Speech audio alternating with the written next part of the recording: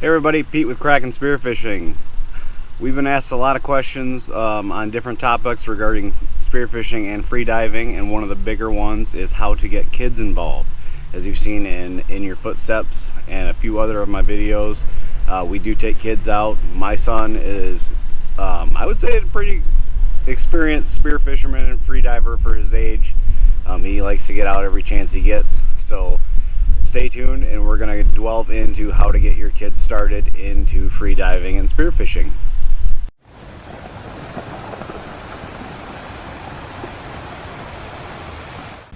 Alright, so first up on the list, the biggest thing that needs to happen in order for your kids to get involved, whether you want them to or not, if you're an experienced freediver and experienced, you just love being in the water, you want them to come out snorkeling with you, that's great. The biggest thing that needs to happen is they need to want to get involved. If they don't want to do it, you're not going to drag them and force them. They're not going to enjoy themselves, and it's going to be miserable for everybody. So get them involved, help them or have them help you pack up your stuff. The younger the better. They get really interested into that, boys especially. But there's no need. Everybody wants to explore. Little girls, little boys, doesn't matter. They all love new stuff, but it can also be very scary for them. So here's some tips to help kind of negate that fear of water. That's the biggest thing you're going to have to overcome when it comes to freediving and being in the water with kids and being able to see stuff.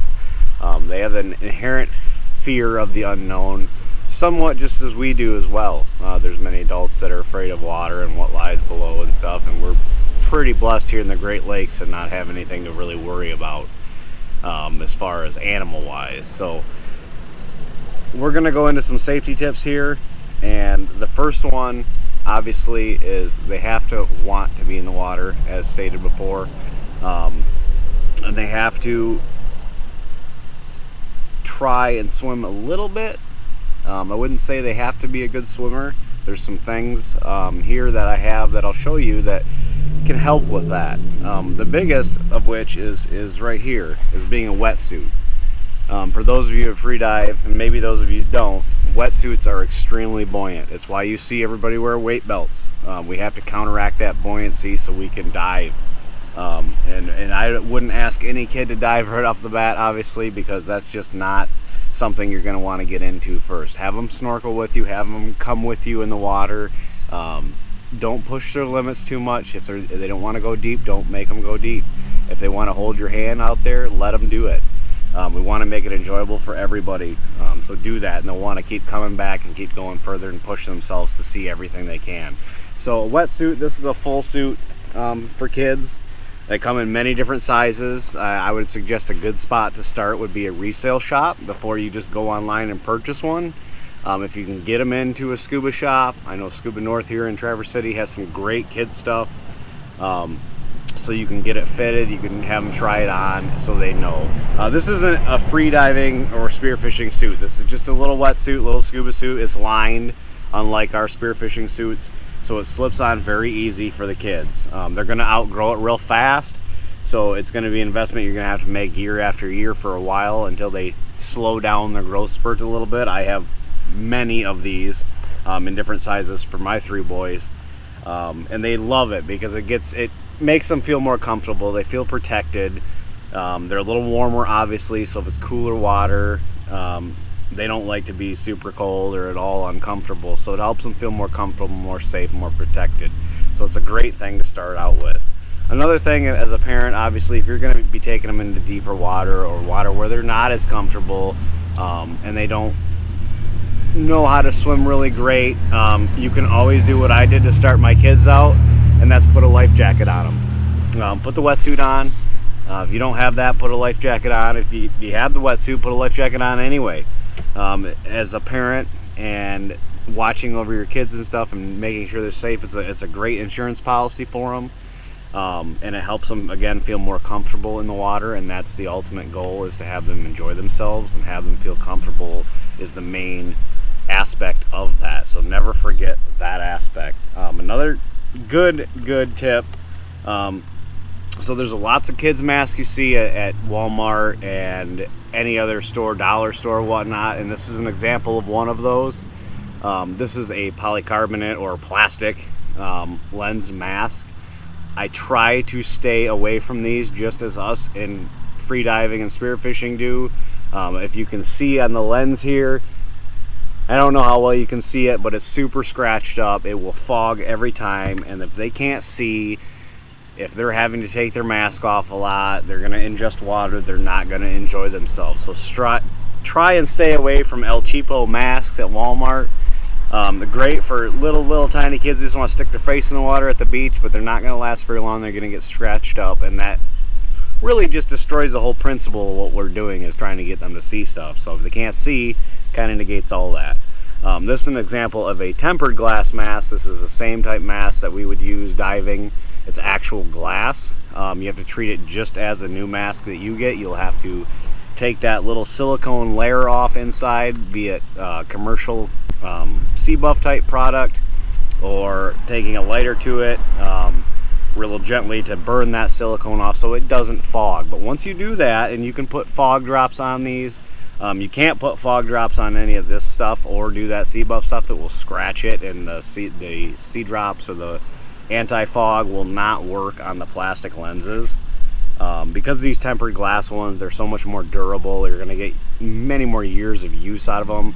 I always try and find one with a black skirt versus a clear. The clear skirt, just as us in freediving and spearfishing know, lets in a lot of light and creates some glare. It's going to be very difficult to find a black skirted mask for a kid. So get what you can get. They're very inexpensive. They're going to be a little bit more than obviously the cheap polycarbonate ones that are $4.99 at Walmart, but spend $15-20 on a decent mask. It's got quick release straps, an adjustable, really nice soft silicone skirt that's going to seal well over their faces. And again, with just like buying masks with adults, you want to find one that fits your kid. If their face is too small for this, look around, see if you can find smaller ones. It's probably going to be very difficult because youth size is youth size. It depends maker obviously, but find one that fits their face and have them test it out and suck in through their nose and see if it maintains suction on their face and if it's comfortable for them. The snorkel here, I have the same snorkel that I use. It's just a Mako free dive snorkel. Super flexible for them. Mouthpiece fits my son good. That's going to be the issue with the kids, is the mouthpiece size. This one obviously gets really small with no issues. Some of them are harder and they're more widened out, and it forces the kids' mouths open. Is very uncomfortable and will let water in. You don't want that to happen either. So get a decent snorkel. A lot of the kids' snorkels work well too. When you're not trying to have anything super fancy for them, you just want to get in the water. But the kids' snorkels that you get in the set, usually with the cheaper masks, will work fine too. You can use the snorkel off that. The next thing, obviously, if you want them to actually come with you more, is fins. Fins can be had anywhere, any scuba shop, Walmart. It doesn't really matter on the fin so much, nor the length. They're not going to be diving super deep underwater, need long free dive fins like we use. They just need something to help propel them a little bit. And they really like it because they get to wear stuff like you do, and that makes them feel really cool inside and feel really happy and excited about it. They're super easy to adjust. You can push down on it and you can just open them right up. The kids can put their feet in here, and you can and these will last a lot longer than the wetsuits will, because their feet can grow into them. Obviously you want to get them so they fit lengthwise their feet. The widthwise is probably, they're all going to be a little big, but the straps will keep their feet in there. They're not going to be with you for hours on end. Their patience isn't that great, so stick with it. They'll get in the water longer and longer with you. There's other things that you can find. Scuba shops again are great for this. Sometimes they have rental gear that's used that's super cheap, and this is the case with these gloves. Thank you, Scuba North, for these. They're super small size, so they're not very common. They don't rent them out very much, so when they cycle through their gear, they give them to me super cheap. And these happen to fit my son. They're so small, and he's 8 years old. So it helps him, again, be warmer and feel more protected. This is kind of a bonus thing, as well as having a diving hood. Again, it adds that protection layer. And this is actually a 7.4, so this is a real thick hood, but it's also a small, as you can see here. So it fits him. It's still a little big because it's an adult small on his head, but it just helps them feel more comfortable and warmer. Some of the water we dive, obviously you go out a little deeper, it gets a little cooler. And then another good thing for them, just as you have your gear bag with your diving stuff and whatnot, pick them up a little cheap gear bag. They got to have a place to put all this stuff. Throw it in the car, it's going to get lost, it's going to get damaged. This one has a nice little pocket inside for a mask, and then you can put the fins in here. You can actually fit a suit in here as well. Super cheap for a small little day trip backpack like that, and everything is so small for the kids, it fits right in there. It's great. Some other tips on going out and diving with your kids: obviously, if they want to stay shallow, stay with them. You don't have to try and make them dive. I wouldn't. I would, if they want to try and dive, you can try and instruct them on how to do so, but wait a while until they're comfortable, obviously. Take them out, let them see fish, let them see everything, get used to it. They don't tend to like, in my experience, seaweed. They don't tend to like that stuff touching them. It's just creepy to them. And it's creepy to some adults too, and I get it. When I was a kid, I was the same way. I don't like stuff touching my legs, and especially greasy seaweed. Well, the wetsuit actually helps with that because you never feel it, which is great. And I notice my son does a lot better with that than if he's just in a swimsuit. So having that wetsuit is key, and they can go from $35 to like $65. If you find them at a used store, I've had them as low as $10. So if you can find them at a used store, even if it's not the right size for one of your kids, or it's too big, just snatch it up. You'll eventually use it, I guarantee it. Again, take them in the water, keep the life jacket on them as long as they feel comfortable. They will have enough buoyancy in this that they won't need this, as long as they know good snorkeling techniques and to lay down. A big thing is not having them take the mask on and off, because it will cause fogging no matter what. It will have that temperature difference and be exposed to air.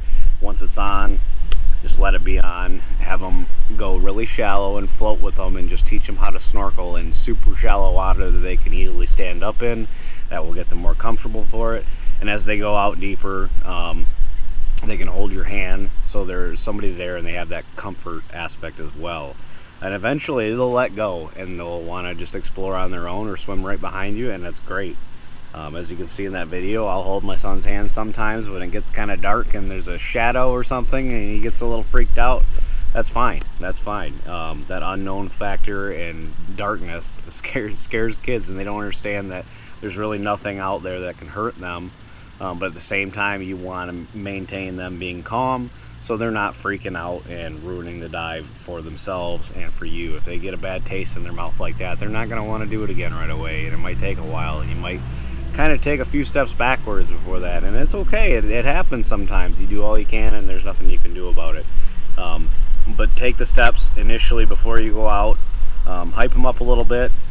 Show them videos. That's why we make these videos, to show people what it's like. Explain to them, obviously, there's no sharks, there's nothing to worry about here in the Great Lakes, and that's why we love it. So even snapping turtles, even big fish and stuff like that, don't bite at you. You're not going to step on a snapping turtle, so you really don't have to worry about it too much. So have fun with the kids, get them out. It's a huge benefit to start young. I mean, I wish I started a lot younger than I did and got more involved in it, to see what we can see out there and go deeper. If your son wants to go deeper, or daughter, what have you, let them go deeper with them. Obviously, keep it safe. That's the number one goal, both for you and your child. But let them explore. Let them see what they want to see. If they want to go someplace that has a lot of weeds, then take them someplace that has weeds if you can find it. I know here in Traverse City it's great because the water is super clear, and that really helps kids. When it's murky and they can't see very far, they have that fear factor again, and it's very difficult. Take them to someplace clear. Take them to a pool. Try them out in a pool. It's a very safe, controlled environment. It's a great start for kids. They don't have to see anything crazy, and then take them to a local swimming spot that they swim all the time, and swim in the shallow areas where it's a foot or two deep. Generally there's little fish in there. There's crayfish, there's rocks, there's cool stuff for them to see. All that stuff can be had, and kids love it. So let them explore more than just fish, more than just going deep and seeing cool stuff. but also show them that if you go a little bit deeper, you can find shipwrecks, you can find big fish that are really, really calm and will come right up to you, and they don't, you know, they don't want to hurt you. They just want to check out what you are, and you can see that cool stuff. So get them out, get yourself out as much as you can too, of course, and that's what we advocate here at Kraken. And enjoy the dive. We're going to bring you some more tips and trick videos on camera gear that I have. Like I'm using the GoPro Hero 9 right now. It's got the media mod. It's got the Saramonic V-Mic Mini on it for better audio. And we'll delve into that in future videos for you guys and bring you some more quick tips. We're going to have a lot more coming in the winter since we won't be able to dive and bring you awesome video underwater so much. As we will in the winter, but you're not going to see the fish that you normally do. You're just going to see really clear, nice, awesome water. So stay tuned, and we'll give you some more tips and tricks and cover some topics that you guys have frequently asked questions on. So enjoy, and we hope to see you in the water with us.